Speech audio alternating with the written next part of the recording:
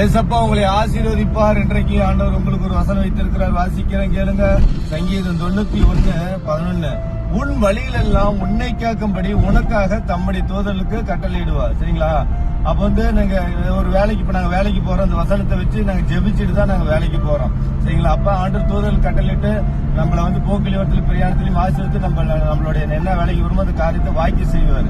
சரிங்களா? அப்ப நீங்களா வேலைக்கு போகும்போது டக்குன்னு பாஸ்டா போய் அந்த வேலையை வாய்க்க மாட்டேங்குது, போற வழியில் ஆக்சிடென்ட் ஆகுது, இந்த மாதிரி ஏதாவது ஒரு நடக்க செய்யலாம். அப்ப நம்ம எப்ப வேலைக்கு போனாலுமே சரிங்களா, சங்கீதம் 91:11 நம்ம வாசிக்கணும். அந்த வசனத்தை வாசிச்சு நம்ம போகும்போது ஆண்டவர் என்ன பண்ணுவாரு, தம்முடைய தூதர்கள் கட்டளையிடுவார். சரிங்களா?